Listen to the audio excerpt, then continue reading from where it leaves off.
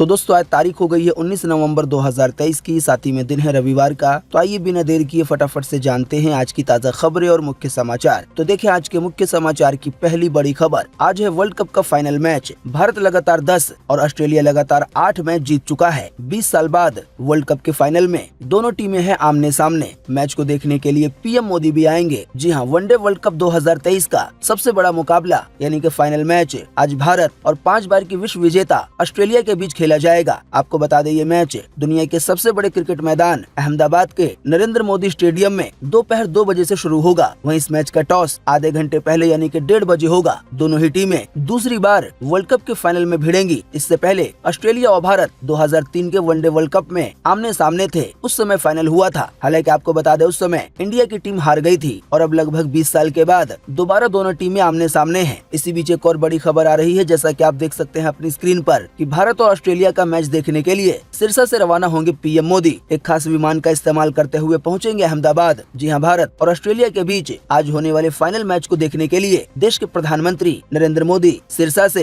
अहमदाबाद के लिए रवाना होंगे। प्रधानमंत्री मोदी दोपहर को सिरसा एयरफोर्स स्टेशन से एक विशेष विमान के जरिए अहमदाबाद पहुंचेंगे। देखिए अगली खबर। एलन मस्क के सबसे ताकतवर रॉकेट का दूसरा टेस्ट भी हुआ फेल। 8 मिनट में स्टारशिप स्पेस तक पहुंचा, लेकिन खराबी के कारण इसको नष्ट करना पड़ा यानी कि ब्लास्ट करना पड़ा। जी हाँ, दुनिया के सबसे ताकतवर स्टारशिप व्हीकल का दूसरा टेस्ट भी फेल हो गया है। इसे भारतीय समय अनुसार बीते शनिवार को शाम करीब 6:30 बजे लॉन्च किया गया था। ये मिशन 1.5 घंटे का था। स्टारशिप स्पेसक्राफ्ट और सुपर हैवी रॉकेट को कलेक्टिवली स्टारशिप कहा जाता है। इसके बारे में हम आपको पहले भी बता चुके हैं। तो बीते शनिवार को लॉन्चिंग के करीब 2 मिनट 40 सेकंड के बाद सुपर हैवी बूस्टर और स्टारशिप का सेपरेशन हुआ। बूस्टर को वापस पृथ्वी पे लैंड होना था, यानी कि जो रॉकेट उसे लेकर गया था उसे दोबारा पृथ्वी पे आना था, लेकिन 3 मिनट 20 सेकंड के बाद 90 किलोमीटर ऊपर ही वो फट गया यानी कि ब्लास्ट हो गया। वहीं स्टारशिप तय प्लान के अनुसार आगे बढ़ गया। करीब 8 मिनट के बाद पृथ्वी से 148 किलोमीटर ऊपर स्टारशिप में भी खराबी आ गई, जिस कारण उसे नष्ट करना पड़ा। कुल मिलाकर आसान शब्दों में कहें तो ये दूसरी टेस्टिंग भी फेल हो गई है। दोस्तों हम आपको बता चुके हैं आने वाले दिनों में जब ये स्टारशिप कामयाब हो जाएगा, सही से काम करने लगेगा, तो बताया गया इसके जरिए लोगों को मंगल ग्रह पे भेजना आसान होगा। लेकिन फिलहाल 2 बार टेस्टिंग की गई है और दोनों ही टेस्टिंग फेल हो गई है। देखिए अगली खबर। उत्तराखंड के उत्तरकाशी टनल में 8 दिन से फंसे हैं 41 मजदूर। आज 8 एजेंसियां 5 जगह से बनाएंगी रास्ता। कई तरीके अपनाने के बावजूद भी फंसे हुए मजदूरों तक नहीं पहुंच पा रही है टीम। जी हां, उत्तराखंड के उत्तरकाशी में सिलकेरा टनल धंसने के 8वें दिन रेस्क्यू ऑपरेशन शुरू हो गया है। बीते 12 नवंबर को टनल का करीब 60 मीटर हिस्सा धंस जाने की वजह से इसमें 41 लोग फंस गए थे।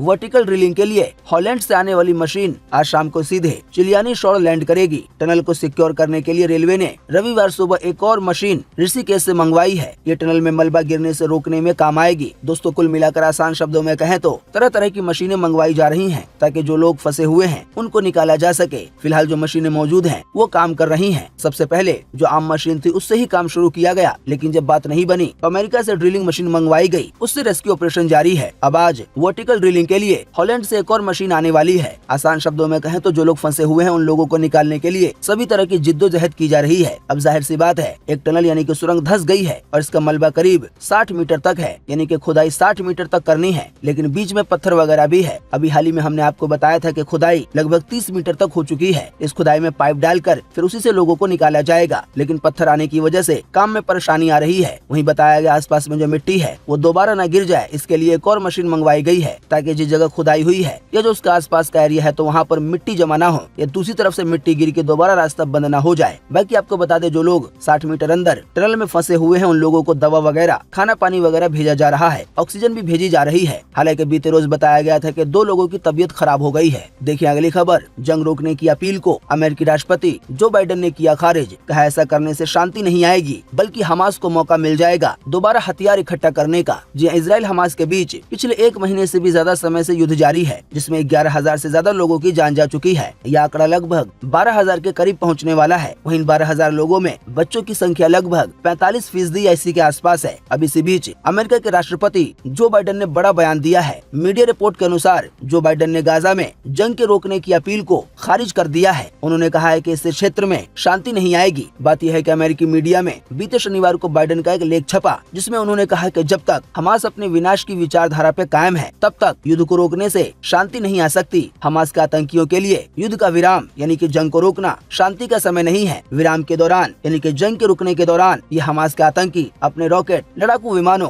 हथियारों और गोले बारूदों को इकट्ठा कर लेंगे और इसके बाद दोबारा हमला करेंगे और फिर से हमले में निर्दोष लोगों की जान जाएगी। फिर बाइडेन आगे कहते हैं कि हमारा लक्ष्य केवल युद्ध को रोकना नहीं है, बल्कि हमें ये युद्ध हमेशा के लिए खत्म करना है। हमारी कोशिश इसको जड़ से खत्म करने की है। गाजा में कुछ मजबूत होना चाहिए जिससे पूरे मध्य पूर्व में इतिहास को ना दोहराया जा सके, जैसा कि अभी हाल ही में हमास ने किया था। कुल मिलाकर आसान शब्दों में कहें तो जो बाइडेन का ये कहने का मतलब है कि अभी जो जंग चल रही है, अगर इसको रोक दिया जाता है तो हमास दोबारा तैयारी करेगा और दोबारा जंग छेड़ देगा। ऐसे में फिर से और आम जनता की जान जाएगी। इसी की वजह से अभी जो भी हो रहा है तो पूरा काम अभी ही निपटा दिया जाए, ताकि आने वाले दिनों में और ज्यादा निर्दोष लोगों की जान ना जाए। वहीं दूसरी ओर बाइडेन ने इस्राएली सरकार से आह्वान किया है कि वो मानवीय पहलुओं और कानूनों का समर्थन करे, नागरिकों के जीवन को कम नुकसान पहुंचाए। बाइडेन ने कहा कि 2 राज्य विवाद का सिर्फ एक ही समाधान है और वो है फिलिस्तीन में फिलिस्तीनी प्राधिकरण का ही शासन। हम शांति के लिए कोशिश कर रहे हैं। आसान शब्दों में कहें तो बाइडेन ने इजराइल को कहा है कि आम जनता को जितना कम से कम नुकसान हो सकता है उतना कम नुकसान पहुंचाए।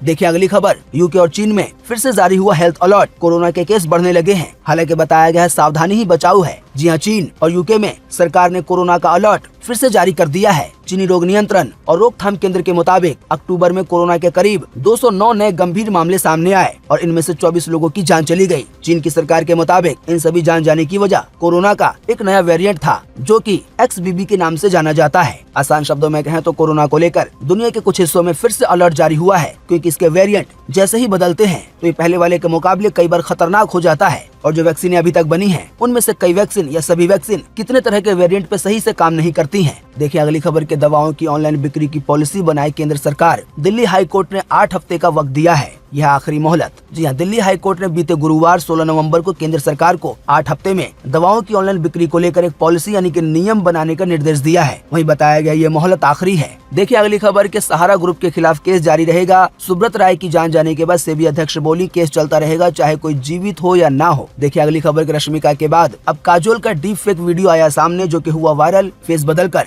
इसको अपलोड किया गया। पीएम मोदी बोले डीप फेक डिजिटल युग के लिए है खतरनाक। साथ ही पीएम मोदी ने आगे कहा कि एक वीडियो में मुझे गरबा गाते हुए दिखाया गया है। ऐसे कई वीडियो आपको मिल जाएंगे। जी हां, प्रधानमंत्री नरेंद्र मोदी ने डीप फेक टेक्नोलॉजी को खतरनाक बताया है। पीएम मोदी ने अभी हाल ही में बीते शुक्रवार को जनता को संबोधित करते हुए कहा कि एक वीडियो में मुझे गरबा गीत गाते हुए दिखाया गया है। ऐसे कई वीडियो ऑनलाइन पड़े हुए हैं। पीएम मोदी ने ये भी कहा कि डीप फेक डिजिटल युग के लिए खतरा है। ये समझना बहुत जरूरी है कि आर्टिफिशियल इंटेलिजेंस यानी कि AI कैसे काम करता है। वहीं सबसे मेन बात आपको बता दें कि केंद्र सरकार ने इस बात को साफ कर दिया है कि डीप फेक बनाने पर और उसे फैलाने पर 1 लाख रुपए का जुर्माना और 3 साल तक की जेल हो सकती है। अब ऐसा हो सकता है आप में से कई लोग बोलेंगे कि ये डीप फेक क्या होता है। तो दोस्तों आपको बता दें, डीप फेक उसे कहते हैं जिनमें आम जनता के लिए असली और नकली की पहचान करना बेहद ही मुश्किल होता है। अब ये कंटेंट कोई वीडियो हो सकता है, कोई तस्वीर हो सकती है या कोई ऑडियो भी हो सकता है। यानी कि किसी वीडियो में किसी व्यक्ति के चेहरे को किसी दूसरे व्यक्ति के चेहरे से ऐसे बदल दिया जाए कि देखने वाले को ऐसा लगे कि वीडियो में खुद वही है, हालांकि वो असल में होता नहीं। ऐसे ही फोटो हो सकते हैं, ऐसे ही ऑडियो हो सकते हैं। यानी कि बोल तो कोई और रहा है, लेकिन ऑडियो में जो आवाज है उसको सेम ऐसा बना दिया जाए कि ऐसा लगे कि कोई और बोल रहा है। कुल मिलाकर आसान शब्दों में कहें तो डीप फेक उन सभी चीजों को कहा जाता है, चाहे वो ऑडियो हो, फोटो हो या ऐसी कोई भी चीज हो, जिसको ऐसे बदल दिया जाए, एक नकली चीज को एक ऐसा असली बना दिया जाए जिनमें पहचान करना बेहद ही मुश्किल होता है, खास करके आम जनता के लिए। हालांकि जो लोग ऐसा करते हैं उन्हें ज्यादा खुश होने की जरूरत नहीं है, क्योंकि केंद्र सरकार ने अब इस बात को साफ कर दिया है कि जो भी लोग इस तरह के वीडियो, ऑडियो या फोटो वगैरह शेयर करेंगे या बनाएंगे, यानी कि बनाने पर भी और शेयर करने पर, उन्हें फैलाने पर 1 लाख रुपए तक का जुर्माना लग सकता है। साथ ही में 3 साल की जेल भी हो सकती है। तो ऐसे काम करने वाले जो भी लोग हैं और जो भी लोग उल्टे सीधे वीडियो शेयर करते हैं बिना जांचे परखे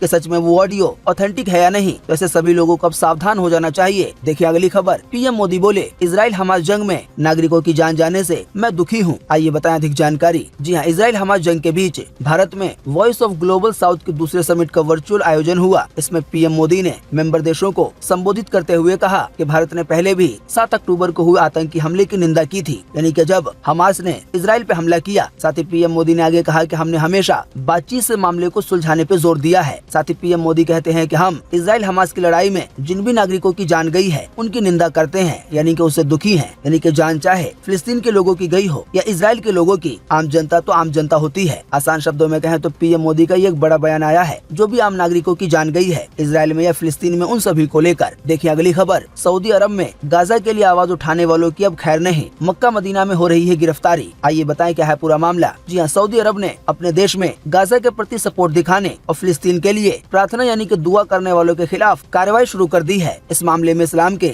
दो सबसे पाकिस्तान, मक्का और मदीना से कई लोगों को कस्टडी में लिया गया है, गिरफ्तार किया गया। मिडिल ईस्ट आई की एक रिपोर्ट के अनुसार एक ब्रिटिश एक्टर और टीवी प्रेजेंटर इस्लाह अब्दुल रहमान को मक्का में उम्रा के दौरान फिलिस्तीनी कफाया पहनने और फिलिस्तीनी रंग की तस्वीर ले जाने के लिए कस्टडी में ले लिया गया, यानी कि मक्का के अधिकारियों ने उसे गिरफ्तार कर लिया। एक्टर ने मिडिल ईस्ट आई न्यूज संस्था को अपना अनुभव बताते हुए, अपना तजुर्बा बताते हुए कहा कि मेरे सिर के चारों ओर एक सफेद काफिया यानी कि स्कार्फ था। आप इसे रुमाल समझ सकते हैं जो सर में बांधा जाता है, लेकिन ये रुमाल फिलिस्तीनी था, यानी कि जैसे फिलिस्तीन के लोग रुमाल बांधते हैं अपने सर पर। साथ ही में एक्टर ने फिलिस्तीनी रंग की एक तस्बीह, आप इसे माला कह सकते हैं, उसको पहना हुआ था। तो जब इसी चीज को मक्का के अधिकारियों ने, वहाँ के पुलिस वालों ने देखा तो उसको पकड़ लिया। आखिरकार बाद में एक्टर को रिहा किया गया, लेकिन काफिया न पहनने की चेतावनी दी गई और ये बता दिया गया है कि यहाँ पर इस तरह की कोई भी एक्टिविटी नहीं करनी है कि आप खुल्लम खुल्ला फिलिस्तीन के समर्थन में वहाँ की कोई चीज पहने या उनके लिए दुआ वगैरह करें, यानी कि खुल्लम खुल्ला जैसे कि दूसरे देशों में हो रहा है कि फिलिस्तीन का झंडा लेकर या उसकी कई निशानियों को लेकर कोई दुआ की जा रही है, प्रार्थना की जा रही है या रैलियां निकाली जा रही हैं। तो इस तरह की कोई भी परमिशन सऊदी अरब और खास करके इस्लाम धर्म में जो दो पवित्र स्थान समझे जाते हैं मक्का मदीना, वहाँ पर ऐसा कुछ भी करने की परमिशन नहीं है। ऐसा करने पर गिरफ्तारी हो रही है। कई लोगों को ऐसे ही गिरफ्तार किया गया है। इसी कड़ी में ये भी बताया गया है कि एक और व्यक्ति जो कि अल्जीरिया का नागरिक था, उसको भी कस्टडी में लिया गया ऐसा ही काम करने की वजह से, और उसको लगभग 6 घंटे तक कस्टडी में रखा गया। उससे पूछताछ की गई। इसके बाद गाजा के लिए उसकी प्रार्थना वाले वीडियो को हटाने के लिए उसका फोन जब्त कर लिया गया, यानी कि उसने मक्का जाकर गाजा के समर्थन में दुआ की थी,